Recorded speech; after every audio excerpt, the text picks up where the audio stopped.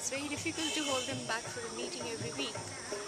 So we thought of an innovative method of using street theatres to give our messages to them, to give the inputs to the boys about land rights for girls. A lot of preparation is done before the theatre show is held. The field facilitators and the district project coordinators actually go to the community, make home visits, talk about the theatre show and invite them for it.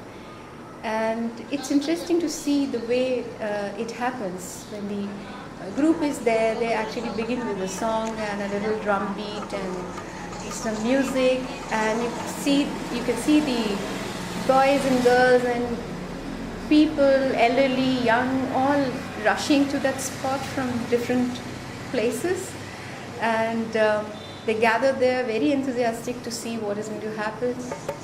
It's an entertainment also for them, so it's a medium which really catches their attention, and we are able to deliver a lot of our messages through this.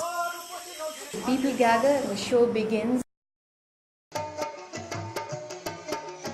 and you can see the glued expressions of people. They really absorb every bit of it. That's an interesting thing to watch.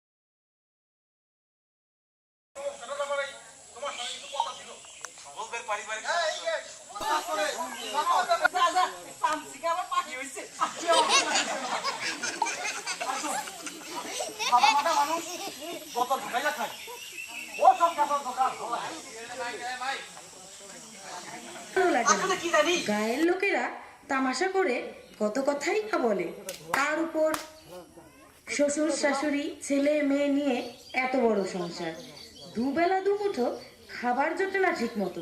কি ঘরে যে বাপ আমায় বিয়ে দিয়েছিলেন, পোড়া কপাল আমার, নইলে এমন একজন বেরোজগার স্বামীর ঘরে পড়ি।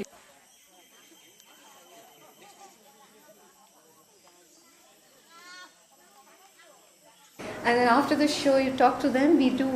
Sometimes we do a focus group discussion, and you can see their animated responses to that. নাটক কি বুঝলেন নাটক থেকে? কি আরেকবার বলুন, ঠিক বলুন, আপনাদের কিরকম লাগলো? সম্পর্কে এবং ওয়ারি সম্পর্কে, ছেলে মেয়ের অধিকার সম্পর্কে, সমান অধিকার যেটা আছে ছেলে মেয়েরই অধিকার, এই তো আপনার কি মনে হয় ছেলে মেয়ের অধিকার সমান? দুইটারই সমান অধিকার আছে এবং সেই সরকার সেটা তার সঙ্গে জড়িত আছে। বলছি যে সরকারেরও অধিকার দিয়েছে যে ছেলে মেয়ের সমান অধিকার, তাই তো আমরাও মানি নেই যে আমাদের ছেলে মেয়ের সবারই অধিকার। সবাই এটা শুনলাম আর কি, ভালো শুনলাম, বুঝলাম আর কি, অনেক কিছু বোঝার আছে। এই নাটকটা ছিল গ্রামবাসীদের একটা চেতনা জাগিয়ে তোলা। এই চেতনায় যাতে তারা এই ফাজলিমি নেশা টেশা বাদ দিয়ে এত ভালোভাবে কাজ করতে পারে। আমাদের কি পড়াশোনা করতে কিছু না হয়, তাহলে পাশের জমিতে শাকসবজি গাছপালা লাগাবো, সেটা আমাদের ভবিষ্যতের জন্য হবে। ছেলে মেয়েদের সমান অধিকার আছে, সেটাও বাবা মাদের ওটা ভাগ করে দিতে হবে।